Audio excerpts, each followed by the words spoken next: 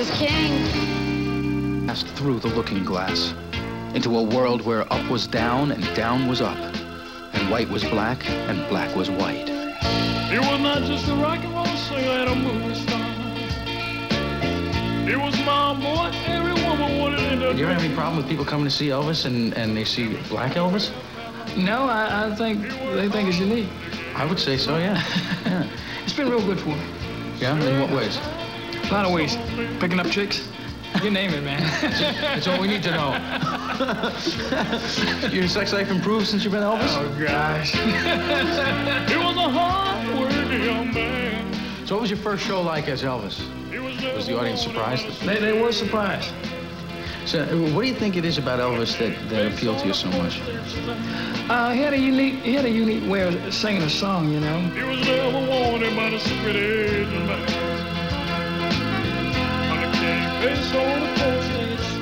So the post office hired you to do a little tribute? Yeah. That's pretty impressive. That's pretty cool, man. That was an honor for me because, you know, you got a lot of Elvis impersonators out there, and they chose me to do it, so that was an honor. You're probably the first Elvis impersonator employed by the U.S. government.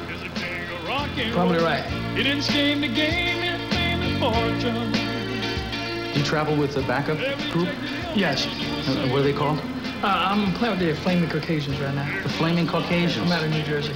I started out with a band from my hometown called the White Trash Band. So it was Black Elvis and the White Trash Band. Did you ever meet the Colonel, Colonel Parker? No, I never got a chance to meet the Colonel. I think the Colonel would dig you. That's why I call him the king. Were you a big Elvis fan when you were a kid? Yeah, I was a big Elvis fan, but in my neighborhood, I was in a neighborhood all black, and it wouldn't be pretty cool saying you're an Elvis fan, so I was kind of like in the closet Elvis fan. Closet Elvis fan? Yeah, man. You think there's a support group for that somewhere? Throw out scarves? Yeah, occasionally I do. They throw panties up on stage for you? Occasionally they have. Get into this business. Where do I get one of these jumpsuits, Clarence? Well, I'll give you mine. On his face on a postage stamp. He was a hard-working young man. You gotta know that there's something ironic about Black Elvis. I think some used to take it for a joke until they see the show and they see that I'm really, you know, into it. And they're Serious about it. Serious about it. Cross the line, other man would dare to cross. That's why I call him the king. Elvis is like a guide to a lot of folks out there. Well, it's not like ripping up a picture of the Pope or anything. A lot worse than that. Worse than that? Worse than that. Look, I don't care what you say about the Pope, but don't mess with Elvis. That's right, man. I'm serious.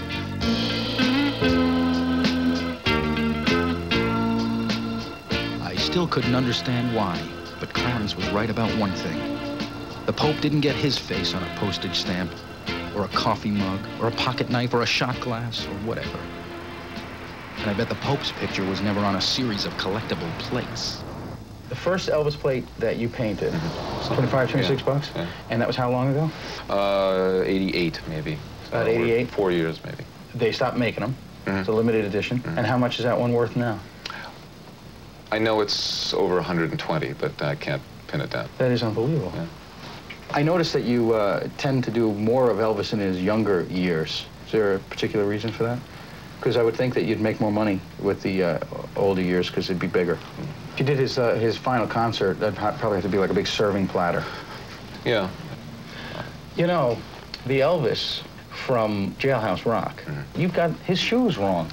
Now, according to Paul and Elvis Aaron Presley McLeod, Elvis wore Japanese tennis shoes during the filming of Jailhouse Rock. So there's an actual little bit of white rubber in the front of the shoes, and you've got him wearing prison shoes. And frankly, you're out of line. These are some of the people who might be after me. I have a feeling that they might stalk you. The Bradford Exchange is going to have to recall all the Jailhouse Rock plates and paint in new shoes. Can you eat off these plates? No, actually, I think they have contain some lead. Under no circumstances should you eat off these plates. No, no way. That's too bad. That really doesn't fit the memory of Elvis. No. I noticed you're already working on the next one. This must be in the film series, I guess, huh? Yeah, that's King Creole. Elvis pulling a knife. Image, right. Yeah, probably not a good image for the king. Yeah, I don't know. It might be too pointed. A little edgy. Yeah, right. Well, here's an interesting thing now. I guess for a guy who paints plates, This is a big moment. You made the cover. Oh, a Plate World, absolutely. Plate World magazine. Absolutely. And, you know, and I like this, this comment here from somebody from Graceland after looking at one of your plates. Absolutely drop-dead gorgeous, perfect, exquisite, changed my life, the best yet. Give Bruce a new Cadillac. I'm still waiting. Well, I have a couple of ideas for plates a little further down in the series. Yeah. Maybe a nice image of Elvis shooting the TV set. We'll call it Elvis Enjoys Robert Goulet. Before the era of remotes, right? Yeah, right, no remote control. You had two options, get up and change the channel or blow the hell out of it. I can understand that. Well, I couldn't understand why people buy plates you couldn't eat off of, but I could understand why Bruce Emmett would paint them. He gets to watch his paintings grow more and more valuable every day. Usually an artist makes more money after he's dead, like Van Gogh or Gauguin or Elvis. Elvis loved eating moon pies and Pepsi, by the way. It was his favorite snack. Hard to believe a guy who took such good care of himself could die so young.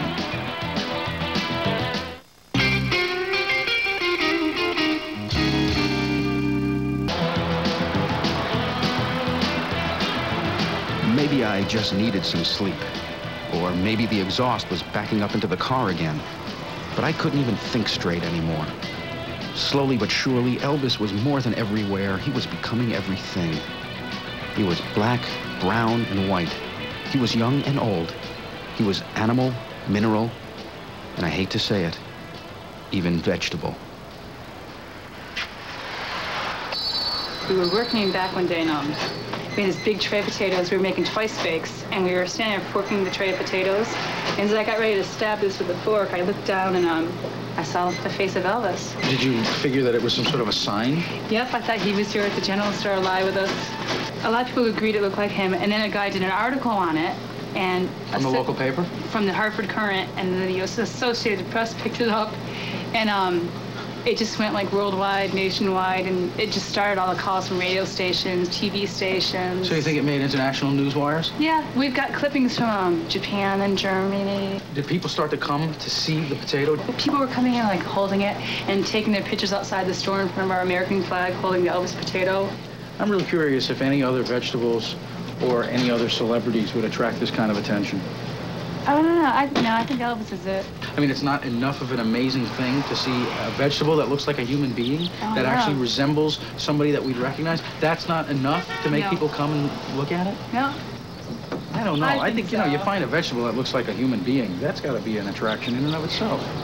It had to be I think Elvis. if I had said something like Dan Quayle or something, no one would have claimed it. I mean, this is the Elvis potato.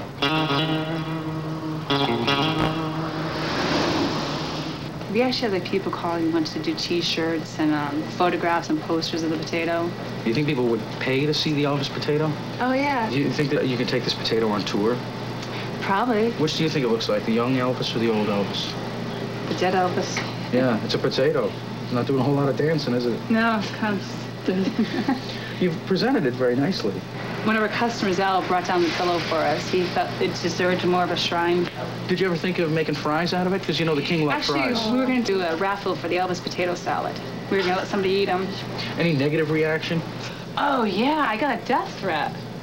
And then somebody tried to steal it and hold ransom on it. The Elvis potato.